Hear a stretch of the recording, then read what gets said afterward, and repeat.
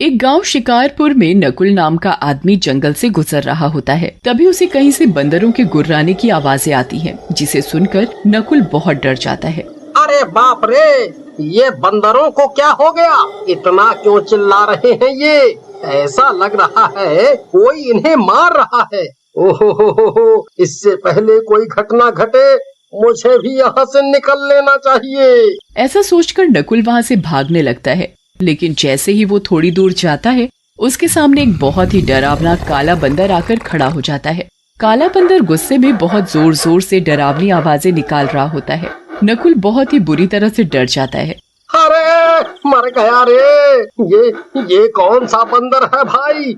ऐसा लगता है दिन भर च्यवनप्राश खाता है।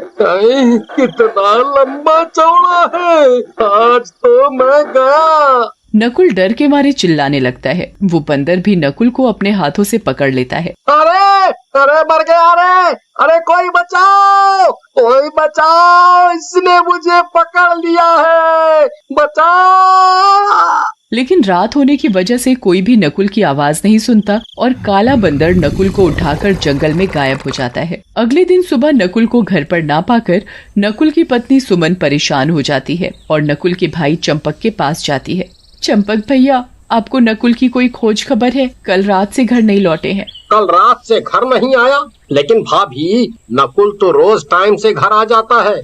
लगता है कहीं काम से फंस गया होगा। आप चिंता ना करो, मैं अभी उसके बारे में पता करता हूँ। फिर चंपक के समझाने पर सुमन शांत हो जाती है और चंपक भी नकुल को ढूंढने निकल जाता है। काफी ढूंढने के बाद भी उसे नकुल का पता नहीं चलता। उसी रात गर्मी होने के कारण गांव वाले अपने घरों की छतों पर लेटे होते हैं।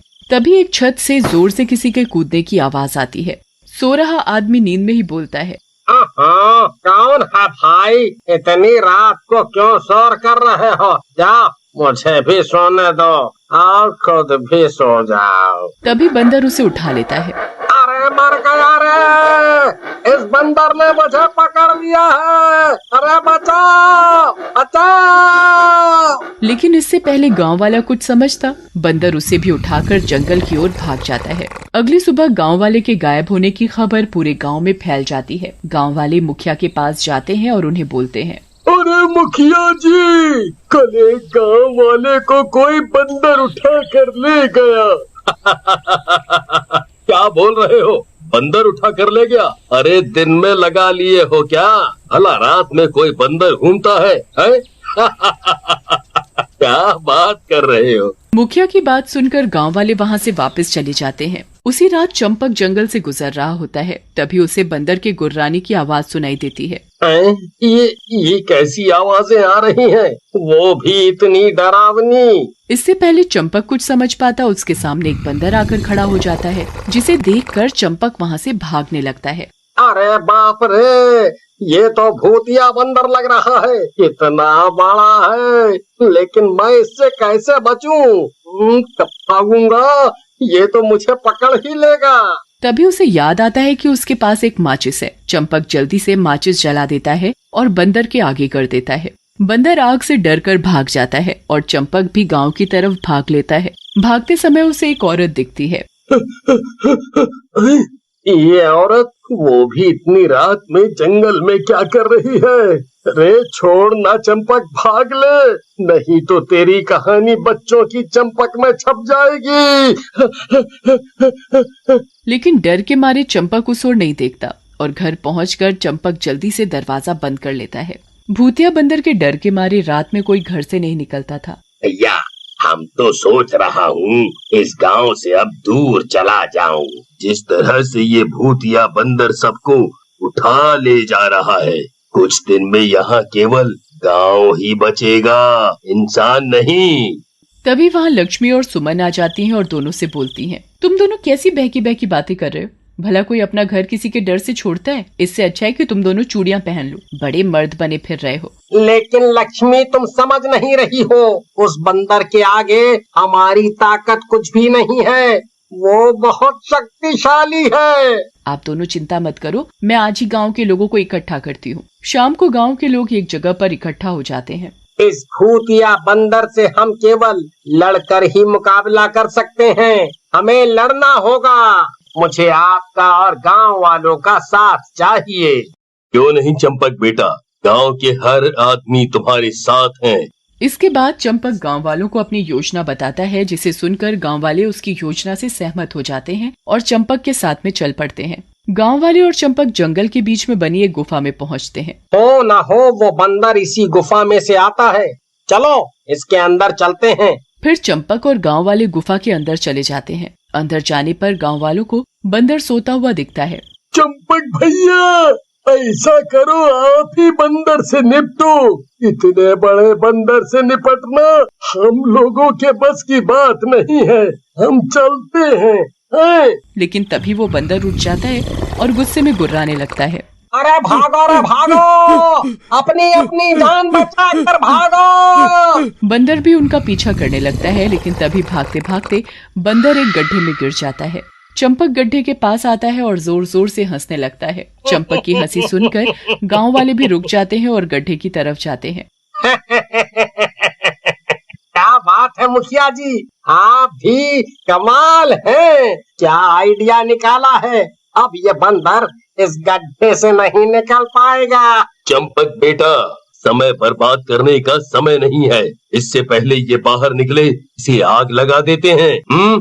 लेकिन इससे पहले कि गांव वाले कुछ करते, एक भयानक चुड़ैल आ जाती है और गुस्से में बोलती है, खबरदार किसी ने भी इसे जलाए तो मैं उस आदमी की जान ले लूंगी। ये तो जलेगा दुष्ट चुड़ैल, मैंने तो तुझे उस समय ही पहचान लिया था जब तूने इससे मेरे ऊपर हमला करवाया था। अब तो ये जरूर जलेगा। नहीं नहीं, रुक जाओ, इसे मत जलाओ। ये मेरा पति है, एक दुष्ट तांत्रिक की वजह से इसकी ये हालत हो गई है। ये जो कुछ भी कर रहा है मेरी वजह से कर रहा है। उस दुष्ट तांत्रिक ने मुझे अपने कब्जे में ले रखा है और मुझे बचाने के लिए ये ऐसा कर रहा है। नहीं नहीं चुड़ैल, तू झूठ बोल रही है। अब तेरा ये बंदर जब हमारे कब्जे में आया है तो इसे बचा रही है। नहीं नहीं मुखिया जी, मैं सच बोल रही हूँ। वो तांत्रिक इस जंगल के दूसरे कोने में रहता है। अगर आप बोलो तो मैं आपको वहाँ ले जा सकती हूँ, पर वहीं पर कई गांव वाले उस तांत्रिक के कब्जे में है जिसे मेरे पति ने उठाया था। फिर चुड़ैल की बात मानकर कुछ गांव वाले वहीं बंदर के पास रुक जाते हैं और कुछ गांव वाले चुड़ैल के साथ जाते हैं। जंगल के अंदर एक गुफा होती है। उस गुफा में से तेज रोशनी आ रही होती है। गुफा के दरवाजे पर जाकर चुड़ैल रुक जाती है और मुखिया को कहती है, मुखिया जी बस, मैं इससे आगे नहीं जा सकती। अगर मैंने ऐसा किया तो दरवाजे पर पैर रखते ही मैं जल जाऊंगी। आप लोग अंदर जाओ और बाकी के गांव वालों को छुड़ा लो। फिर गांव वाले गुफा के अंदर चले जाते हैं। गुफा के अंदर तांत्रिक ध्यान लगाकर बैठा होता है और पिंजरे में कई गांव वाले बंद होते हैं।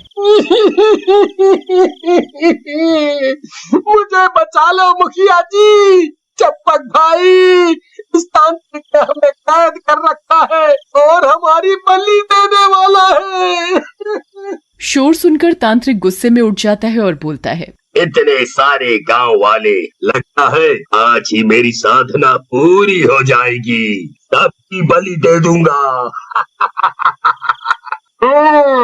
बलि तो तू तब देगा तांत्रिक जब तू जिंदा बचेगा। आज तेरी मौत आई है, मौत, हम गांव वालों के रूप में। मेरी मौत? तुम सब मेरी ताकत नहीं जानते। ऐसा कहकर तांत्रिक बाकी गांव वालों को भी अपने जादू से बांध देता है। काफी देर होने पर किसी भी गांव वाले के ना निकलने पर चुड़ैल सोचती है, लगता है इस तांत्रिक ने बेचारे गांव वालों को बंदी बना लिया है, अब मुझे ही कुछ करना होगा। ऐसा कहकर चुड़ैल गुफा के अंदर जाने लगती है। जैसे ही चुड़ैल गुफा के दरवाजे पर पैर रखती है, जलने लगती है और जलते हुए ही अंदर चली जाती है। चुड़ैल, बहुत प्यार आ रहा है तुझे गांव वालों पर, इनके लिए भी जल गई। चलो, अच्छा है, तू मेरे हाथों नहीं मरेगी। तांत्रिक की बात सुनकर चुड़ैल हंसने लगती है और कहती है, मैं अकेले नहीं मरूंगी तांत्रिक, अब तू भी मेरे साथ जाएगा। ऐसा कहकर चुड़ैल तांत्रिक से चिपक जाती है। तांत्रिक भी जलने लगता है और थोड़ी ही देर में पूरा जल जाता है। तांत्रिक के जलते ही उसका सारा जादू खत्म हो जाता है। बंदर भी अपने इंसानी रूप में आ जाता है। मैं जा रही हूँ मुखिया जी, आप बड़े हैं, आप मेरे पति का ख्याल रखना और गांव में ही उन्हें रहने के लिए कोई जगह दे देना।